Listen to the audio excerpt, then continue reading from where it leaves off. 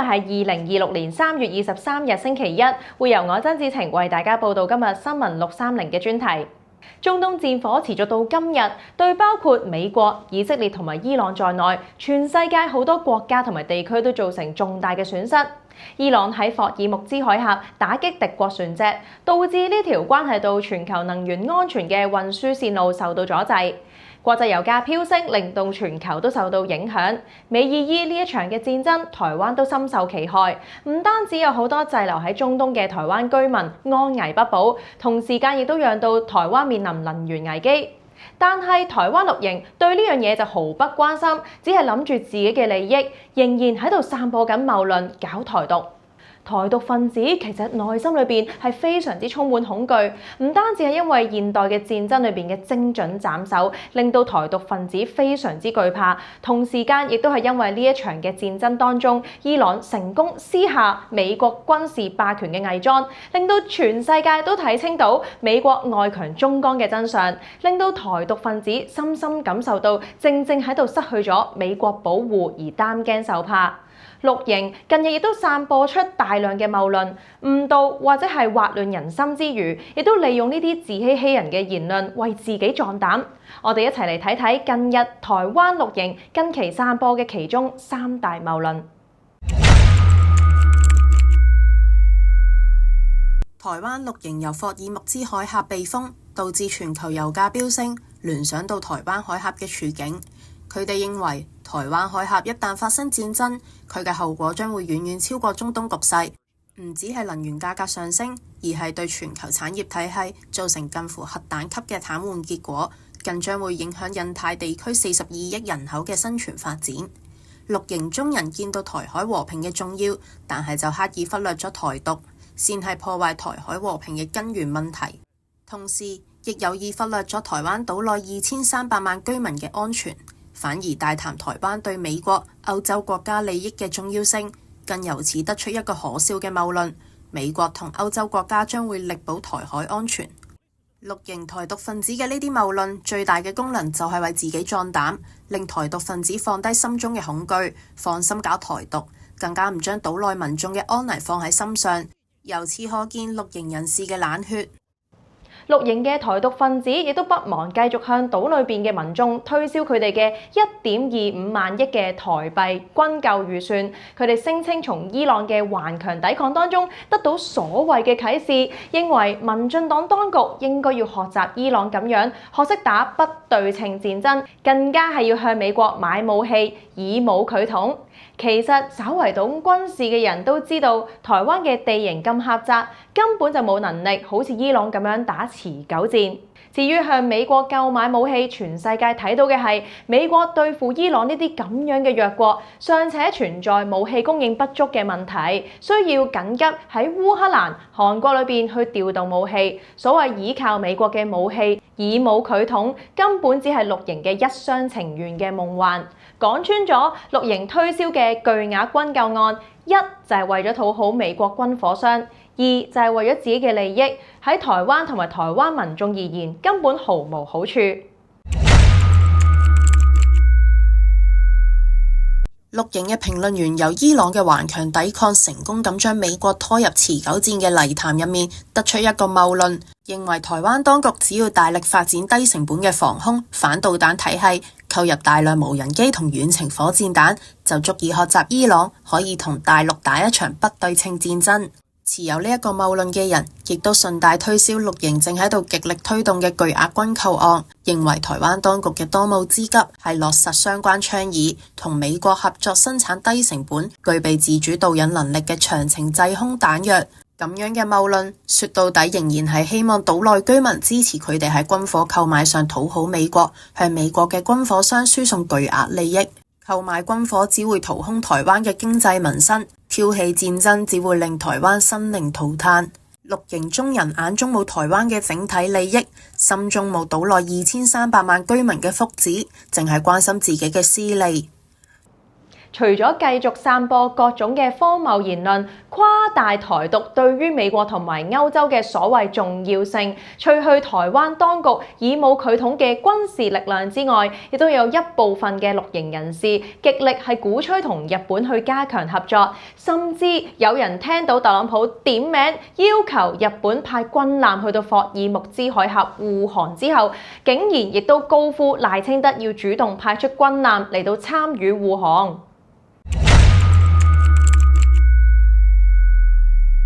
綠營人士認為，伊朗喺戰爭中處於不利嘅位置，原因之一係缺少可以公開支持佢哋嘅國際盟友。因此，台灣當局除咗繼續尋求美國嘅支持之外，仲應該推動同日本、韓國、菲律賓嘅軍事合作。因此，當特朗普受困於霍爾木茲海峽避風，國際油價飆升，公開點名要求日本同歐洲國家派軍艦前往霍爾木茲海峽護航，而未能得到多少積極回應嘅時候，綠營嘅智障就即刻跳出嚟，高呼賴清德應該積極響應，出動軍艦，派遣海軍參與護航。亦有綠營人士呼喊，現代日本武士即將重登世界軍武擂台。日本喺台海問題上要企喺更前線嘅角色云云。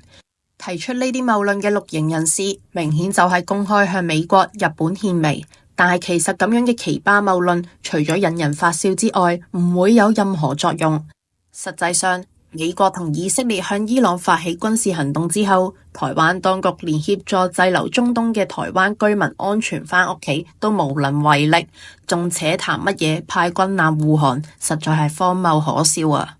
中東戰爭持續，對於全世界都有廣泛而且深遠嘅影響。從台灣嘅視角，眼前見到嘅當務之急有幾方面。一就係要保障滯留喺中東地區嘅台灣民眾嘅安全；二就係要提出解決能源危機嘅方案，尤其是喺民進黨嘅執政之下，台灣嘅能源結構極不穩固，90%嘅能源要靠輸入嘅狀況之下，一旦能源運輸中斷，台灣嘅島裏邊即將就會陷入巨大嘅困境。三就係要提防因為國際油價飆升而有可能導致嘅輸入性通脹，對島內嘅民生經濟造成重大影響。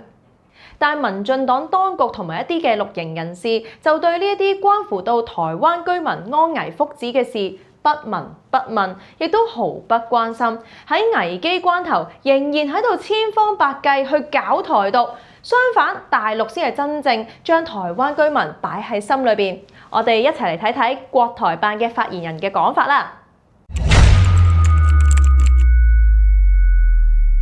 3月18號，國台辦舉行記者會，有記者問：近期由於中東局勢動盪，台灣島內能源面臨斷油、斷氣嘅危機，島內各界高度關切能源資源儲備同埋供應嘅問題。呢層都令到輿論注意到。大陸方面舊年10月首度提出統一後，台灣會有7個美好，其中包括和平統一之後有強大祖國做後盾，台灣能源資源保障會更好。請問對此有何闡釋？國台辦發言人陳斌華回應話：以和平方式實現統一，對兩岸同胞同全民族最有利。和平統一將會令台灣經濟社會發展創造巨大機遇，將會令廣大台灣同胞帶嚟實實在在嘅好處，其中都包括有強大祖國做後盾，台灣能源資源保障會更好。14-5時期，大陸形成咗煤、油、氣、核、可再生能源等多輪驅動嘅能源供應體系。2025年用電總量首次突破10萬億千瓦時，超過美國、德國、日本、印度用電量嘅總和，其中7月、8月連續2個月用電量破萬億千瓦時，創世界紀錄。既冇限電又冇漲價，咁樣嘅滿格電力足以滿足台灣企業嘅用電需求，亦可以令到台灣千家萬戶告別暑期用電、限電嘅不便同擔憂。15-5時期將會加快構建新型能源體系，不斷夯實能源資源安全保障基礎，不斷推動能源強國建設。和平統一之後，兩岸將會實現互聯互通、應通盡通，完全可以彌補台灣喺電力、天然氣、原油等方面嘅短缺，為台灣嘅能源資源安全提供可靠保障，令台灣同胞享有更便宜、更清潔、更穩定嘅能源供應，減輕家庭、企業喺用能方面嘅負擔。佢仲話，孫中山先生講過，統一係中國全體國民嘅希望，能夠統一，全國人民就享福；不能統一，就要受害。大陸願意為台灣同胞提供穩定可靠嘅能源資源保障，令台灣同胞過上更好嘅日子。希望廣大台灣同胞同大陸同胞攜手奮鬥，共創國家統一、民族復興嘅美好未來。能夠統一，全國人民就能夠享福；唔能夠統一，就要身受其害。孫中山呢一句説話真係講中咗我哋中國人嘅心聲。從能源保障嘅角度，台灣居民可以睇得到統一嘅好處；從民進黨當局同埋台灣綠營喺今場嘅中東戰爭嘅言行表現，台灣居民就可以睇得清楚，台獨勢力根本就冇將島裏邊嘅居民擺喺心上面，唔理會到台灣居民嘅安危同埋福祉。台灣居民想要和平、安穩、幸福嘅生活，就一定要反對台獨，促進統一。今日嘅分享就去到呢度啦，多謝晒大家嘅收睇，記住要幫我哋訂閱、點讚同埋分享，我哋下次見，拜拜。